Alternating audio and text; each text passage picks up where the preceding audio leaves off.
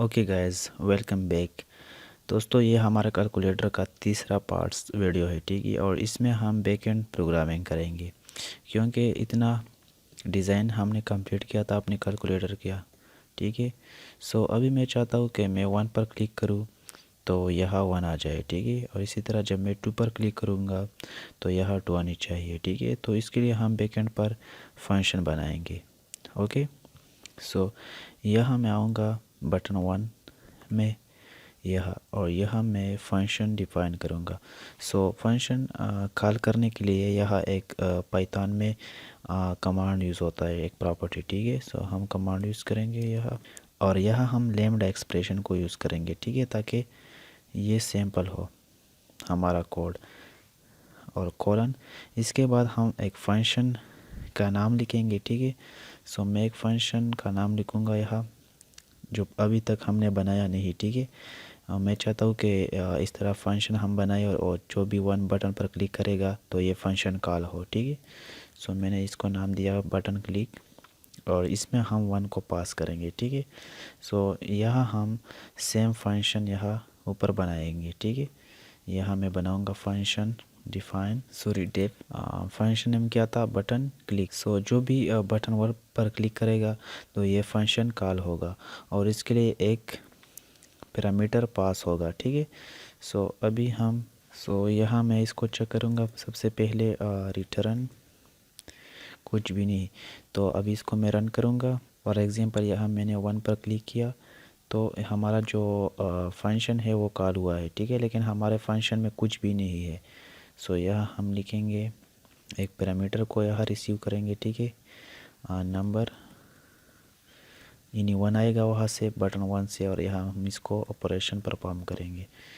सो सबसे पहले मैं गेट करूँगा अपने जो वैल्यू होगा टेक्स्ट बॉक्स में यानी 1 को। जो भी पैरामीटर यहाँ आएगा इसको मैं गेट करूँगा, एक और वेरिएबल में रखूँगा, ठीक है। सो यहाँ मैं एक वेरिएबल बनाऊँगा करंट, और ई डॉट गेट फंक्शन के थ्रू मैं वैल्यू ले लूँगा, और इसके बाद मैं डिलीट करूँगा करंट वैल्यू को, और मैं इंसर्ट करूँगा इंसर्ट 0, str। इन वैल्यू जो होगा वो स्ट्रिंग फॉर्मेट में होगा, ठीक है।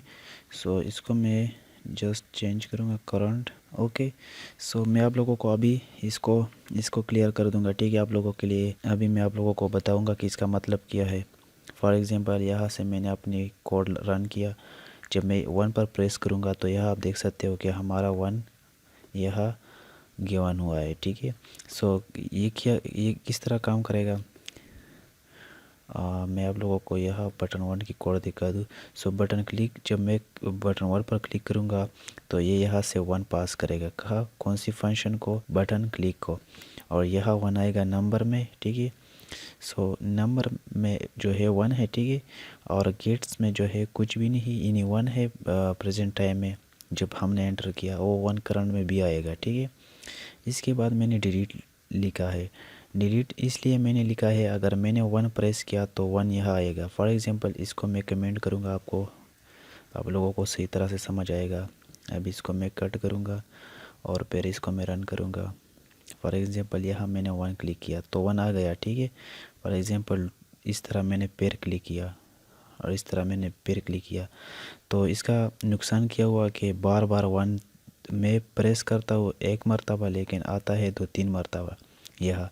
सो इसलिए जब मैं डिलीट फंक्शन को यूज़ करूँगा तो वो करंट प्रेजेंट टाइम को डिलीट करेगा, ठीक है। फॉर एग्जांपल यहाँ से मैंने कमेंट हटाया तो ये फंक्शन क्या करेगा कि एक बार जो प्रेस हुआ इसके बाद जो दूसरी बार प्रेस होगा वो डेटा डिलीट करेगा। सो यहाँ मैंने इसको रन किया। ओके, सॉरी, इसको मैंने फॉर एग्जांपल यहाँ 1 प्रेस किया मैंने, पेर वन, तो अभी सही तरह से काम कर रहा है, ठीक है। तो इसका फ़ायदा ये है। और फिर करंट जो है इसमें जो वैल्यू है प्लस नंबर, यानी इसमें जो वैल्यू है इसको str यानी स्ट्रिंग फॉर्मेट में मैंने कन्वर्ट किया है इंसर्ट के थ्रू, फंक्शन के थ्रू, ठीक है।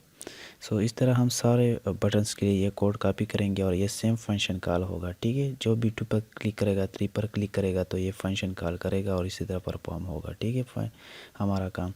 सो यहाँ से मैं इसको कॉपी करूँगा और पेस्ट करूँगा। यहाँ सारे बटन्स के लिए मैं इस तरह इसको पेस्ट करूँगा और इसमें जस्ट मैं वैल्यू को चेंज करूँगा, ठीक है। यानी यहाँ 1 है, सो यहाँ मैं 2 लिखूँगा,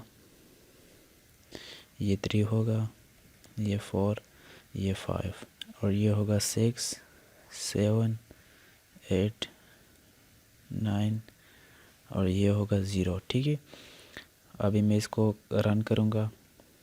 सो 1 2 3 4 5 6 7 8 9 0। सो ये सही तरह से काम कर रहा है। ठीक है, अभी जो माइनस पर मैं क्लिक करूँगा तो ये ऑपरेशन परफॉर्म हो, तो इसके लिए अभी हम कोड करेंगे। ठीक है, सो सबसे पहले मैं आ जाऊँगा ऐड बटन में। सो ये हमारा ऐड बटन है। ठीक है, सो इसमें मैं कमांड लिखूँगा और इस फंक्शन को मैं नाम दूंगा बटन ऐड। ओके, सो button underscore add. Okay, so ये कॉल होगा और जब ये कॉल होगा तो हम यहाँ इसके लिए फंक्शन डिफाइन करेंगे। So def button underscore add और इसमें मैं रखूँगा जो प्रेजेंट करंट वैल्यू होगा गेट फंक्शन के थ्रू मैं इसको उठाऊँगा एंट्री बॉक्स से, क्योंकि जो ई है ये एंट्री बॉक्स की ऑब्जेक्ट है। ठीक है, रेफरेंस वेरिएबल है। ठीक है, सो इसके थ्रू मैंने जो कैलकुलेटर के एंट्री बॉक्स में वैल्यू होगा यानी फॉर एग्जांपल 1 होगा तो उसको मैं उठाऊंगा और फर्स्ट नंबर वेरिएबल में रखूँगा। ठीक है, इसके बाद मैं एक वेरिएबल बनाऊंगा ग्लोबल, इसको मैं नाम दूंगा एफ नम और इसके बाद दूसरा वेरिएबल में बनाऊंगा ग्लोबल मैथ। ओके, इसका फ़ायदा मैं आप लोगों को अभी डिस्कस करूँगा। ठीक है, सबसे पहले मैं कोड कंप्लीट करूँ और इसके बाद मैं मैथ में रखूँगा एडिशन।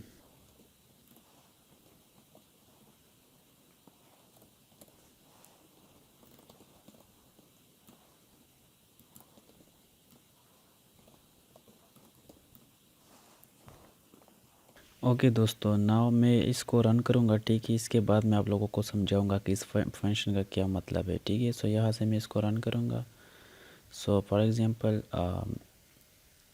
यहाँ मैंने 1 प्रेस किया तो 1 क्या होगा, 1 तो यहाँ आएगा। ठीक है, ये फंक्शन कॉल हुआ। ठीक है, सो नाउ ये फंक्शन तभी कॉल होगा जब हम प्लस बटन पर क्लिक करेंगे। ठीक है, सो यहाँ से मैंने प्लस साइन पर क्लिक किया तो ये फंक्शन कॉल हुआ, लेकिन यहाँ जो वैल्यू है वो क्या हुआ, ख़त्म हुआ। क्यों ख़त्म हुआ, क्योंकि यहाँ हमने डिलीट फंक्शन यूज़ किया है, इसकी वजह से यहाँ से वैल्यू ख़त्म हुआ। ठीक है, लेकिन जब मैंने प्लस पर क्लिक किया तो ये मेथड कॉल होगा और यहाँ फर्स्ट नंबर यानी जो यहाँ 1 था पहला प्रेस हुआ था वो नंबर इसने इस फंक्शन के थ्रू जो है वो उठा दिया और फर्स्ट नंबर में रख दिया। ठीक है, इसके बाद हमने 2 वेरिएबल्स बनाए हैं, एक है एफ नम और दूसरा है मैथ।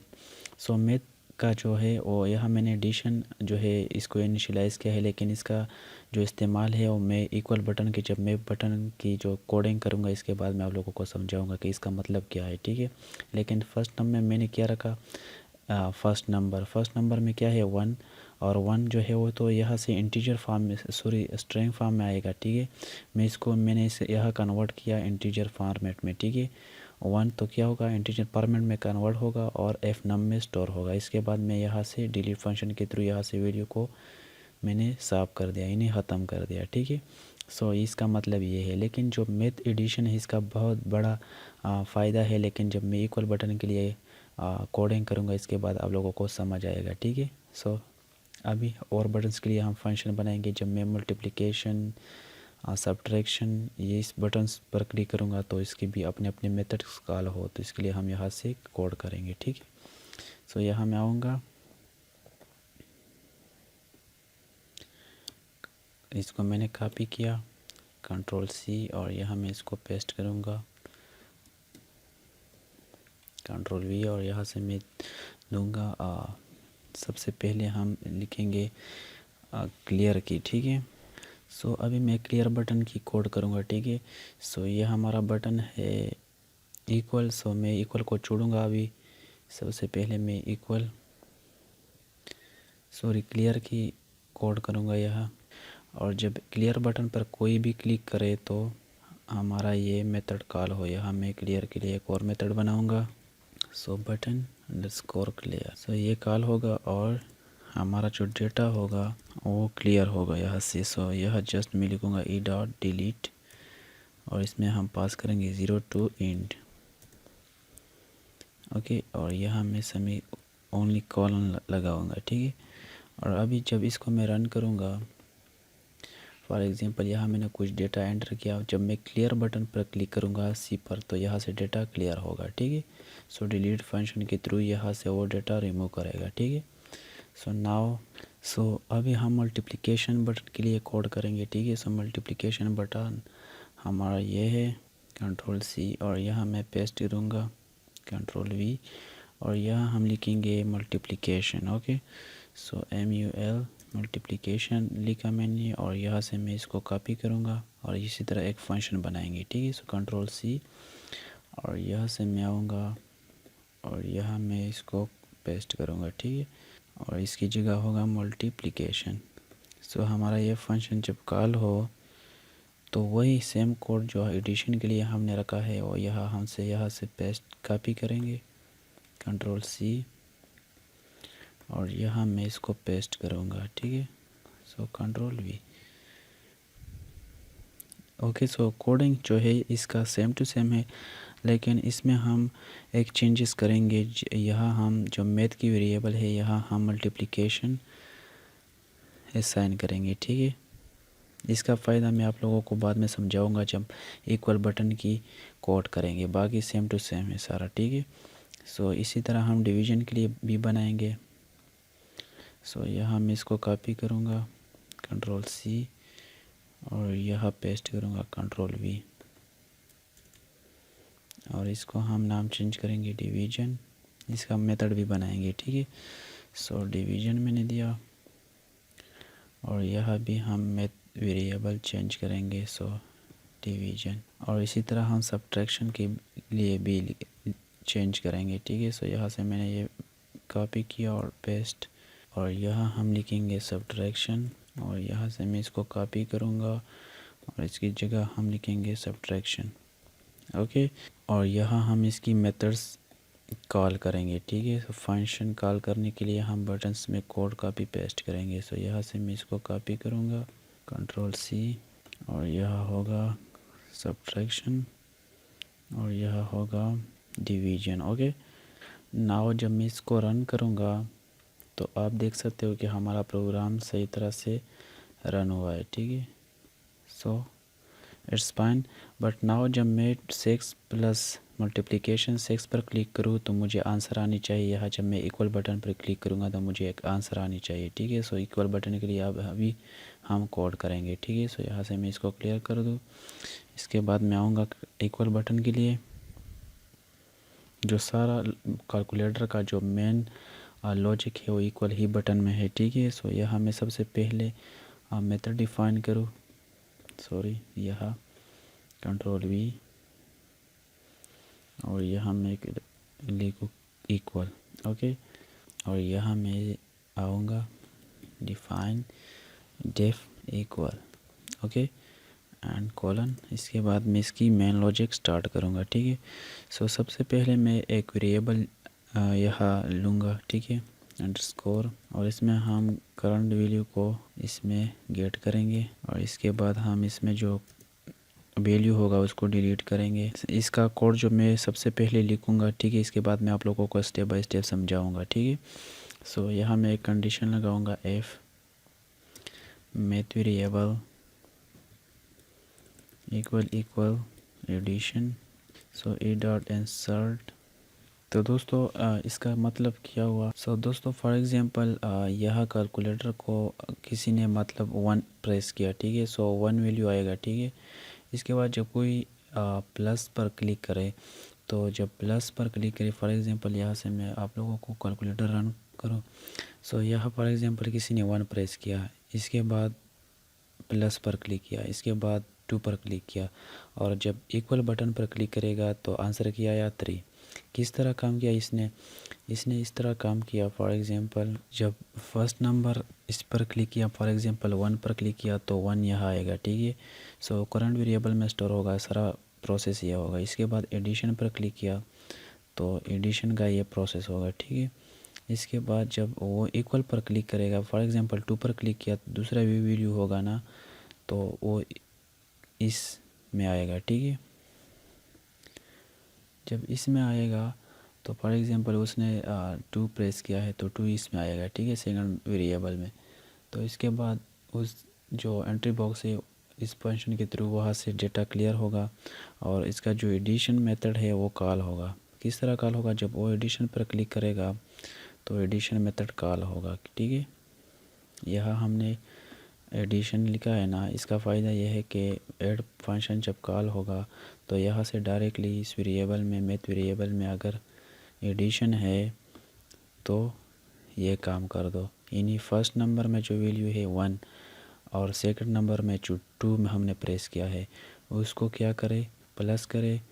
ठीक है, और हमें आंसर देखा है इंसर्ट फंक्शन के थ्रू, एंट्री बॉक्स में इंसर्ट करे आंसर। ठीक है, डायरेक्टली हमने लिखा है।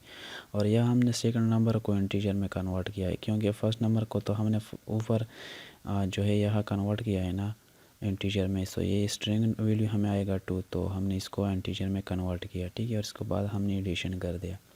तो इस तरह हम सारे के लिए कोड कॉपी पेस्ट करेंगे और जस्ट इस साइन को हम चेंज करेंगे यहाँ से।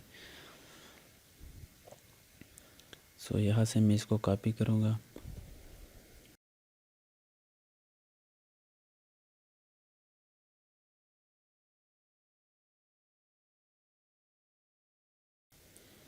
और यह होगा लास्ट में डिवीजन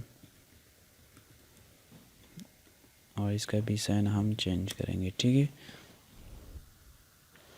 सो यह हमारा कोड था इक्वल बटन के पीछे और इसको मैंने रन किया। सो यहाँ मैंने 1 प्रेस किया, फिर प्लस, फिर 5 और इस इक्वल टू जब मैंने क्लिक किया तो मुझे आंसर आ गया 6।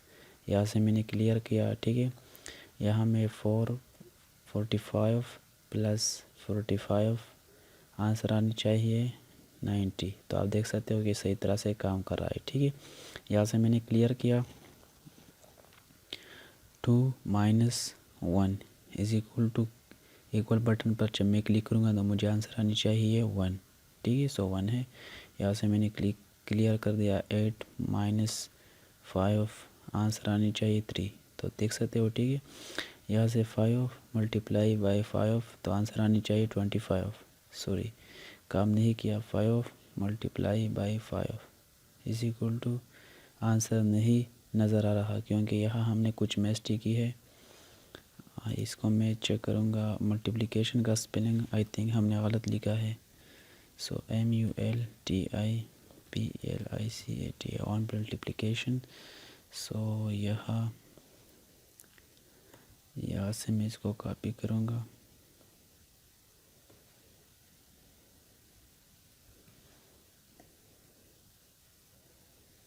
और यहाँ मैं पेस्ट करूँगा। ठीक है, और अगर यह गलती है तो यहाँ भी हम सेम टू सेम स्पेलिंग लिखेंगे ताकि हमारा फंक्शन कॉल हो। मल्टीप्लिकेशन, सो यहाँ मैंने पेस्ट किया। अब इसको हम रन करेंगे। ठीक है, so for example 5 × 5 is equal to 25। तो अभी सही हुआ। ठीक है, स्पेलिंग में मिस्टेक था। सो ये भी ठीक है। इसके बाद मैंने क्लियर किया। अभी 5 ÷ 2 आंसर आनी चाहिए कुछ भी नहीं। इसमें हमने कुछ गलती की है। ठीक है, इसको भी हम सेट करेंगे यहाँ से। सो Ctrl+C, यहाँ से मैंने कॉपी किया क्योंकि इसमें भी हमने कुछ मिस्टेक की है। सो यहाँ मैं आऊँगा, ये होगा डिवीजन। ठीक है, और यह भी हम इस जो स्पेलिंग है वो ठीक करेंगे। Ctrl+V। नाउ इसको मैं रन करूँगा। So for example 55 ÷ 5 is equal to answer कुछ भी नहीं। मसला क्या है इसमें, मसला इसकी कोड में हम देखेंगे कि क्या है। ओके, सॉरी दोस्तों, यहाँ हमने डिवीजन में यह साइन गलत लिखा है, स्पेलिंग गलत लिखा है। ठीक है, सो यहाँ मैं आई लगाऊंगा। ठीक है, इसके बाद मैं इसको रन करूँगा तो फॉर एग्जांपल 45 ÷ 5, सो आंसर आनी चाहिए 9.0। ओके, ठीक है, सो ये भी सही तरह से काम कर रहा है। ठीक है, इसमें एरर क्या था, एरर इसमें डिवीजन का जो साइन है यहाँ हमने स्पेलिंग इसका गलत लिखा है। ठीक है, सो ये सिंपल सा काम कर रहा है, ठीक है। सो 45 यहाँ से मैंने क्लियर कर दिया। For example 4 divide by 2 is equal to 2.0। Okay, so ये हमारा कैलकुलेटर था सिंपल सा, ठीक है। सो अगर किसी को भी फिर कोई भी प्रॉब्लम हो तो मुझे कमेंट कर सकता है, ठीक है। मैं आप लोगों को एक्सप्लेनेशन बताऊंगा, लेकिन ज़्यादातर हम ज़्यादा एक्सप्लेनेशन नहीं कर सकते क्योंकि वीडियो बहुत ज़्यादा बड़ा होता है, ठीक है। सो इस वजह से बहुत ज़्यादा मुश्किल होता है, ठीक है, बहुत ज़्यादा एक्सप्लेनेशन करना। So thank you for watching.